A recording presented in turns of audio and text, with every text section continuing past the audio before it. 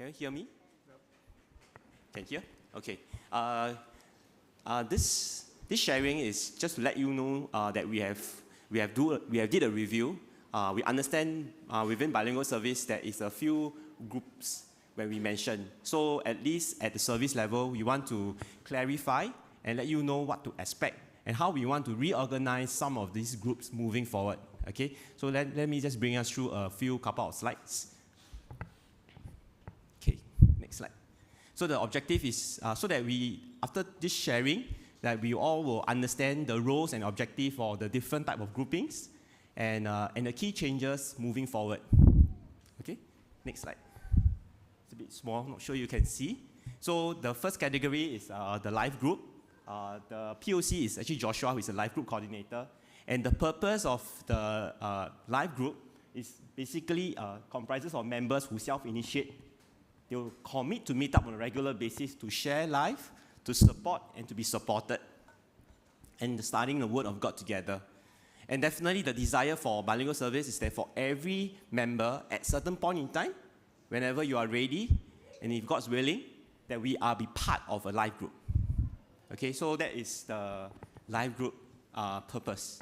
Okay, the second group that we will talk about is the contact group. So by now, if you are in a contact group, you have received information about service, about church, about members, details on a time-to-time basis. And just to give you guys a background to when this was set up, it was really before PLCMCBS, we shifted to Geylang Chinese Methodist Church because in 2018, June, the church is going to undergo a rebuilding. And the intent really is to make sure that members are still connected. Okay, therefore we had a group.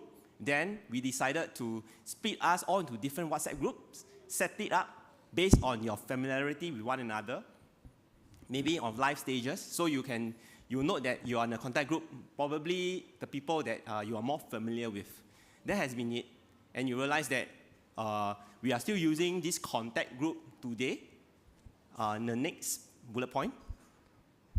And since homecoming last year, March 2023, we have been starting to serve breakfast. And of course, it comes with duties. We have been scheduling contact groups to kind of undertake these breakfast duties on a weekly basis. So in a way, right now, we felt that it's time that we need to do some reorganization. The next slide will kind of reiterate or explain the challenges that we have.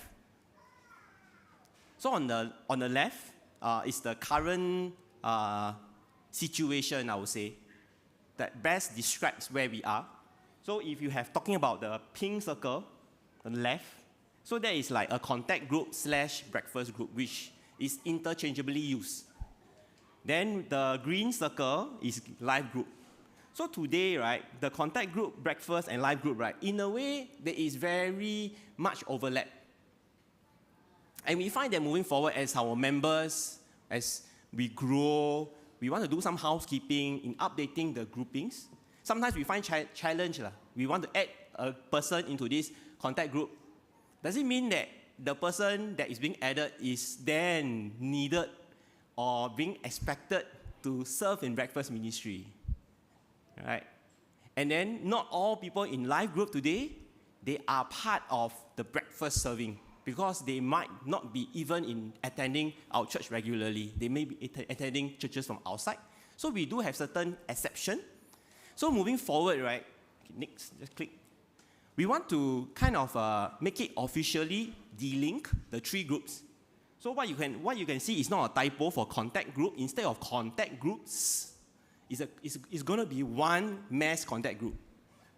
So contact everybody if you want to receive information for church, for members' details or ad hoc announcements, it will all be added into this mass contact group, just one. Then for live group, it will be on its own. Breakfast group will be on its own.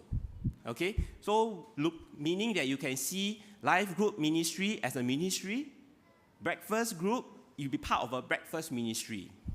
Okay? For delink for greater flexibility and efficiency, so that we are clear we don't mix the three function or the three groupings up. Okay, next slide. So moving forward, my last slide is for the very first point. So members today, people that you are in the contact groups, gradually, hopefully, within the next month, we can add people into a centralized group, a mass group. We'll likely be using Telegram channel because we envisage that we will be adding newcomers and this group will grow. And for PDPA issue, we will probably use a channel so that our details, contact details is must. So once you're in the group, we can send information to that group, you can receive information. But what is this information that we are talking about? So it can be very, very, very random. Sometimes it could be, for example, members' wake services that could happen on an ad hoc basis. Okay, so we'll be not in time to do announcements, so you'll be sending through this contact group reminders or lost and found or etc. So this will be the group that every one of us you can expect to receive information. Okay, so that it will be in a Telegram. So what about the existing contact groups? So today the contact groups right now, it will next transit into probably a breakfast duty groups or breakfast groups. So we can still continue to coordinate on breakfast duties via the existing BS contact groups. Okay, until further notice.